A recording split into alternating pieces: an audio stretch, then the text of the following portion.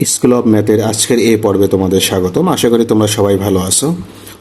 তোমাদের পঞ্চম অধ্যায়ের অনুশীলনী প্রশ্নের 5 নম্বর প্রশ্নে বলা হলো যে একটি হল ঘরের প্রস্থ ও দৈর্ঘ্যের অনুপাত 2:5। প্রস্থ ও দৈর্ঘ্যের সম্ভাব্য মান বসিয়ে সারণীটি পূরণ করো। তো আমরা এখানে দেখতে পাই যে এখানে হল ঘরের প্রস্থ মিটারে দেওয়া হলো, এখানে 10 মিটার, এখানে ফাঁকা, এটা পরেরটা আবার 40 মিটার, তারপর একটা ফাঁকা, এরপর 160, তারপর একটা ফাঁকা, তারপর 2.25। এইভাবে আমাদের যে মানে প্রস্থগুলো দেওয়া হলো এবং ফাঁকা ঘরের যে প্রস্থ ওইগুলো আমাদের বের করতে হবে। ঠিক একইভাবে আমরা হল ঘরের দৈর্ঘ্য এখানে মিটারে দেখতে পাই 25, 50, আবার ফাঁকা ঘর 200, ফাঁকা 3/4। এইভাবে আমরা আবার 2টা ফাঁকা ঘর পেলাম। এই ফাঁকা ঘরগুলোর আমরা কি করব, দৈর্ঘ্য বের করব। তো সেক্ষেত্রে আমাদের যে প্রশ্নে অনুপাত দেওয়া হলো হল ঘরের প্রস্থ এবং দৈর্ঘ্যের অনুপাত। তো এখানে প্রস্থ আগে, দৈর্ঘ্য পরে। তোমরা হয়তো বলতে পারো যে আমরা দৈর্ঘ্য আর প্রস্থ, দৈর্ঘ্যই তো সবসময় আগে থাকে। এখন প্রশ্নে যদি তোমার প্রস্থ আগে দেওয়া থাকে, দৈর্ঘ্য পরে থাকে, সেক্ষেত্রে তোমার ওটা নিয়েই কাজ করতে হবে। প্রশ্নে আমরা শুরুতেই কি করব, প্রস্থ অনুপাত দৈর্ঘ্য আমরা লিখে নেব। এখানে আমাদের প্রশ্নে দেওয়া আছে 2:5। তো আমরা কি করব, শুরুতেই প্রস্থ নির্ণয় করব, যেহেতু আমাদের সারণীতে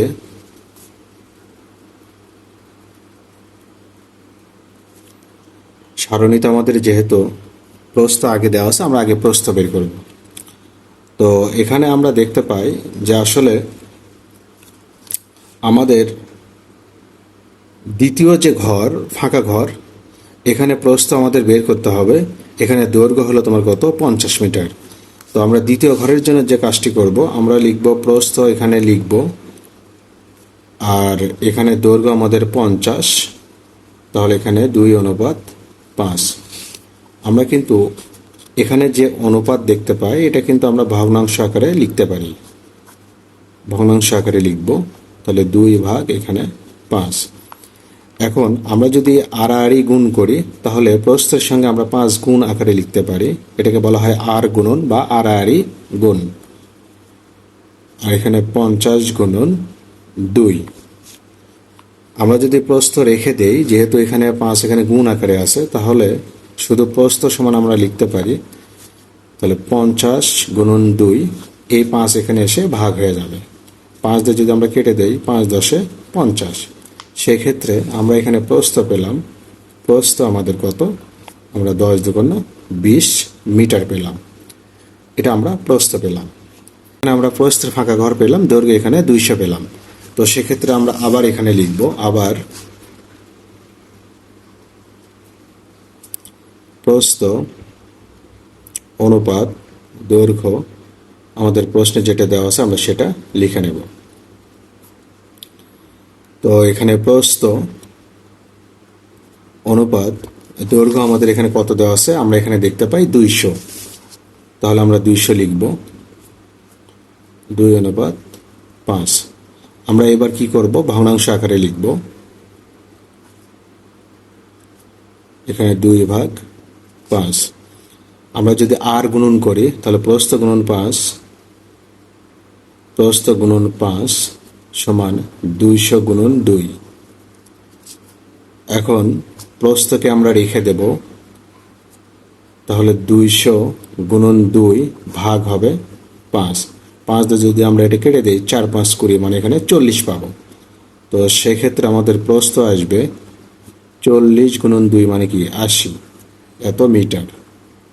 আমরা এটা প্রস্থ পেয়ে গেলাম।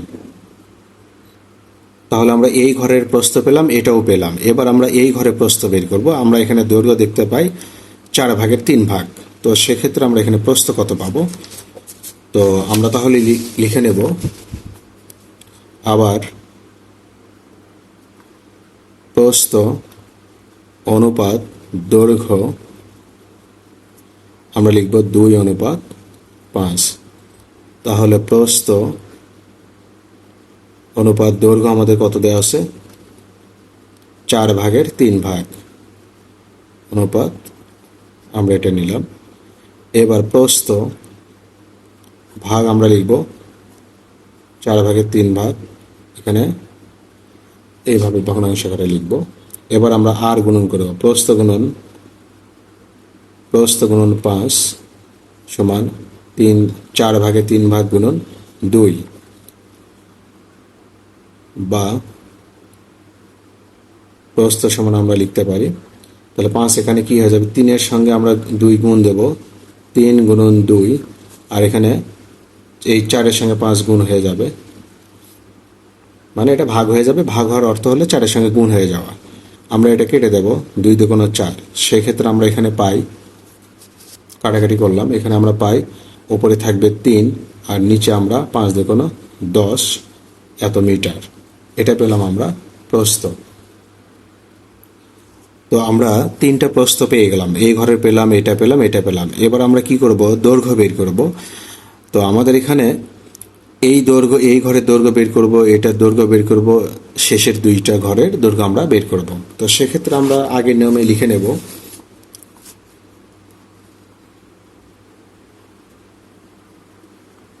দৈর্ঘ্য নির্ণয়। আমরা তাহলে লিখব প্রস্থ অনুপাত দৈর্ঘ্য, আমাদের দেওয়া আছে 2:5। এবার আমাদের প্রস্থই দেওয়া আছে, প্রস্থ হলো আমাদের এখানে কত, 40। আমরা এটার দৈর্ঘ্য বের করব, তাহলে 40 দৈর্ঘ্য সমান 2:5। আমরা এখানে ভগ্নাংশ আকারে লিখব 2/5। তাহলে আমরা যদি আড়াআড়ি গুণ করি, তাহলে দৈর্ঘ্য গুণন 2 লিখব, আর এখানে 40 গুণন 5 লিখব। তাহলে দৈর্ঘ্য আমাদের এই 2 ডান পাশে কি আমাদের কি হয়ে যাবে, ভাগ হয়ে যাবে। আমরা যদি কাটাকাটি করি, এখানে 20 পাবো, তাহলে আমরা এখানে 100 পাবো, এত মিটার। আমরা এটা দৈর্ঘ্য পেলাম 100 মিটার। আবার প্রস্থ অনুপাত দৈর্ঘ্য, তাহলে 2:5। তো এবার আমাদের এখানে দেখো, আমরা এই দৈর্ঘ্য, এই ঘরের দৈর্ঘ্য বের করলাম, আমরা এই ঘরের দৈর্ঘ্য বের করব। তাহলে প্রস্থ হলো আমাদের কত, 160। আমরা তাহলে প্রস্থ লিখব, বা প্রস্থ হলো 160 অনুপাত দৈর্ঘ্য সমান 2:5। আমরা এখানে ভগ্নাংশ আকারে লিখব সমান 2/5। আমরা যদি এখানে আর গুণন করি, তাহলে দৈর্ঘ্য গুণন 2 সমান 160 গুণন 5। সেক্ষেত্রে দৈর্ঘ্য হলো 2 ডান পাশে গিয়ে ভাগ হয়ে যাবে, তাহলে 2 দিয়ে এটা কাটলে 80 হবে, তাহলে 5×8 = 40। আমরা এক্ষেত্রে দৈর্ঘ্য পেলাম 400 মিটার। আবার আমরা লিখব প্রস্থ অনুপাত দৈর্ঘ্য সমান 2:5। তাহলে তাহলে আমরা এই ঘরেরটা বের করলাম, এই ঘরেরটা বের করব। তাহলে এখানে প্রস্থ হলো আমাদের 2.25, আমরা এখানে লিখব 2.25 অনুপাত দৈর্ঘ্য 2:5। তাহলে 2.25 ভাগ হলো দৈর্ঘ্য সমান 2/5।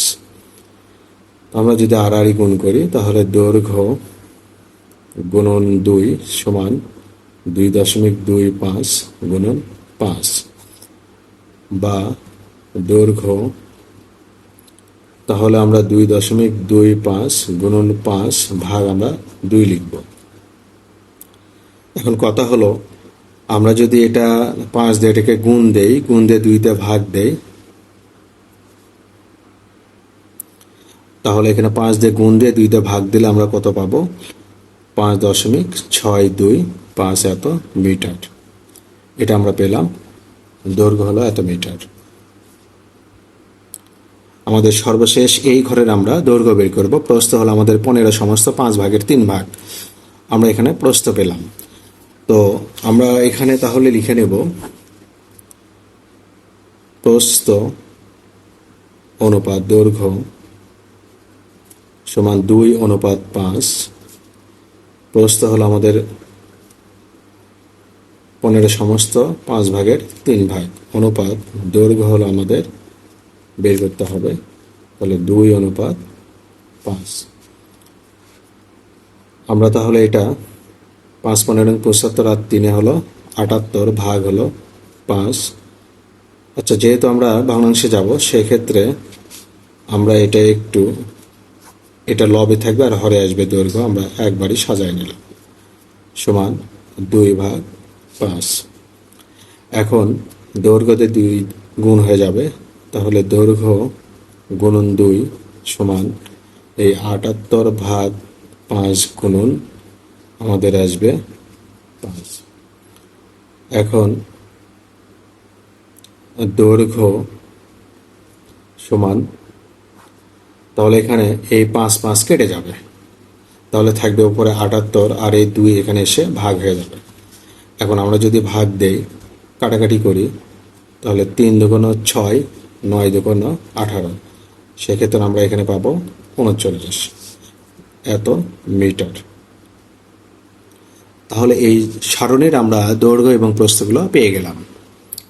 সর্বশেষ তোমাদের এখানে বলা হলো যে তোমাদের শিক্ষা প্রতিষ্ঠানের যে কোনো 3টি কক্ষের দৈর্ঘ্য ও প্রস্থ কত তা পরিমাপ করো, অথবা শিক্ষকের সহায়তায় তথ্য সংগ্রহ করো। প্রতিটি কক্ষের দৈর্ঘ্য এবং প্রস্থের অনুপাত তোমাকে বের করতে হবে। তো এখন তোমরা নিজেরা এটা পরিমাপ করতে পারো, অথবা তোমরা তোমাদের টিচারদের জিজ্ঞাসা করে এইগুলো নিয়ে নিতে পারো। তো ধরো তোমরা এখানে নিজেরাই এগুলো পরিমাপ করলে, কয়েকজন শিক্ষার্থী মিলে এগুলো পরিমাপ করে তোমরা দেখলে যে তোমাদের শিক্ষা প্রতিষ্ঠানের 3টা শ্রেণী, যেহেতু আমরা ধরো এখানে চতুর্থ, পঞ্চম এবং ষষ্ঠ নিলাম, কথার কথা এখানে আমরা এভাবে নেব। তো আমরা যদি এখানে হিসাব করি, আমরা লিখব চতুর্থ শ্রেণীর কক্ষের আমরা দৈর্ঘ্য ধরো পরিমাপ করলাম, বা তোমরা পরিমাপ করলে 15 মিটার পেলে, কথার কথা। তাহলে চতুর্থ শ্রেণীর কক্ষের প্রস্থ ধরো প্রস্থ পেলে 10 মিটার। তাহলে তোমরা এখানে লিখে নাও, অতএব দৈর্ঘ্য অনুপাত প্রস্থ, যেহেতু এখানে অনুপাত বের করতে বললো, তাহলে 15:10। এখন কথা হলো এই 15 এবং 10কে কোন সংখ্যা দ্বারা ভাগ করা যায় বা বিভাজ্য। এখানে আমরা যদি 5 দ্বারা ভাগ করি তাহলে 3 5 15, 5 দ্বারা যদি 10কে ভাগ করি তাহলে 5 2 10, অর্থাৎ আমরা 5 দ্বারা ভাগ করলাম। এখানে আমরা দৈর্ঘ্য এবং প্রস্থের অনুপাত পেয়ে গেলাম চতুর্থ শ্রেণীর। আমরা এবার লিখব পঞ্চম শ্রেণীর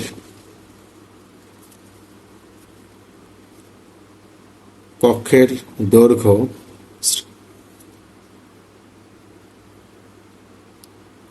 তো আমরা এখানে ধরো এটা নিলাম কত, এটা একটু ধরো বড়ই চিন্তা করলাম 20 মিটার। আর পঞ্চম শ্রেণীর কক্ষের প্রস্থ ধরো এটা 15 মিটার। তো সেক্ষেত্রে দৈর্ঘ্য অনুপাত প্রস্থ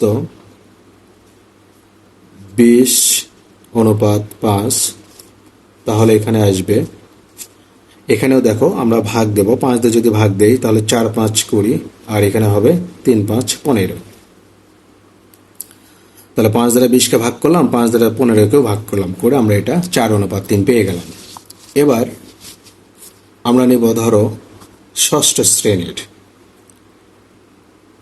শ্রেণীর কক্ষের দৈর্ঘ্য, এটা নিলাম ধরো 16 মিটার। ষষ্ঠ শ্রেণীর কক্ষের প্রস্থ নিলাম ধরো 12 মিটার। তো তাহলে এখানে অতএব দৈর্ঘ্য অনুপাত প্রস্থ কত আসবে? তাহলে 16:12। তাহলে আমরা যদি 4 দিয়ে ভাগ দেই, 4 4 16, 4 দিয়ে 12কে ভাগ দিলে 3। এখানেও আমরা 4:3 পেয়ে গেলাম। এটা হলো তোমাদের 3টা শ্রেণী কক্ষের দৈর্ঘ্য এবং প্রস্থের অনুপাত।